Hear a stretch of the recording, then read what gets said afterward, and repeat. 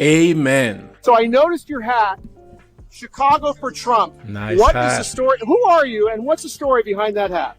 Well, first of all, my name is Cata Truss, and I am a Chicagoan, and I was a lifelong Democrat until I really started paying attention to the Democratic policies and how they were hurting the city of Chicago. And I had decided that I had just had enough, and the migrant crisis is what really The migrant crisis. The migrant crisis took me over the edge. What is that looking like in your city right now, the migrant crisis? It is looking like a mess. It is a mess, and that's exactly what it is. But you know, I started paying attention to not just the migrant crisis, but the Democratic policies, and how those policies have really hurt, not helped us. And I just decided I have to get off this ride and go for a win. Amen. I want to support someone who cares about America, who cares about the people of America, Donald who cares Trump. about the American dream, who cares about whether or not people in America succeed. And so therefore, I am now a Trump supporter. Well, that is those are all great reasons for Donald Trump. He is exactly that man. So how are you doing? Are you pushing people to volunteer and stuff like that? What are you doing? I am pushing people to volunteer. Not only that, if you go to our ChicagoRed.org website, you can go in, you can sign up and take a look at what we're doing in Chicago to turn Chicago red, to turn out the vote for Trump. So not only am I a Trump supporter, but I am working hard to turn out the vote to make sure that we turn Chicago red. Now, please listen to these two reports. She's not wrong. A migrant from Venezuela is facing charges accused of attacking and sexually assaulting women. One of those attacks leading to an alert from the UIC campus. Casey Cronus is live with the latest on the case against him. Casey?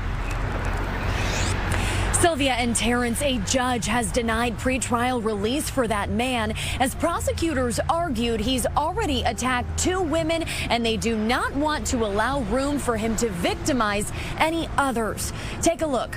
Elvis Jesus Hernandez Pernalete, who also goes by Luis Guevara, has been charged with criminal sexual abuse, aggravated battery and strangulation, robbery and attempted robbery.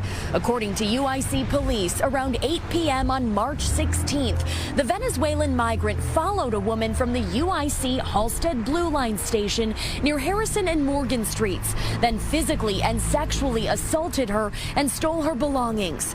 Court documents reveal this was not the first woman Pernalete followed from a train stop and attacked.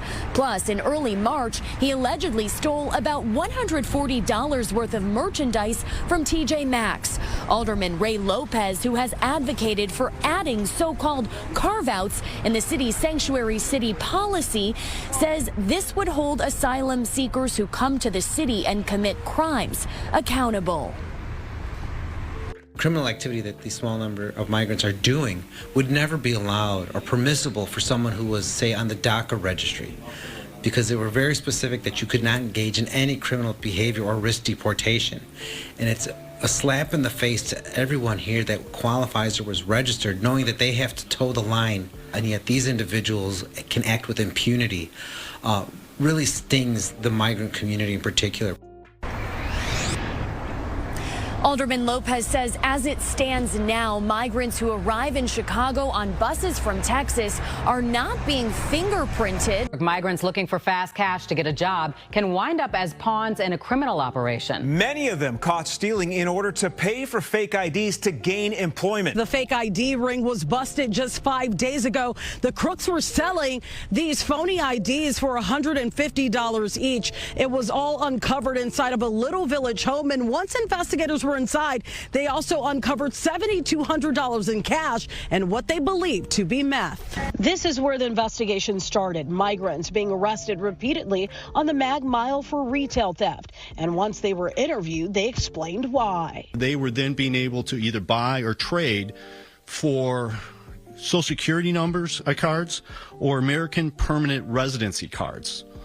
And this story we were getting over and over again. This is what the migrants were bartering for, fake IDs, in order to secure employment. And then the vast majority of them are released. Nearly 500 fake IDs were uncovered, social security cards, driver's licenses, and American permanent residency cards.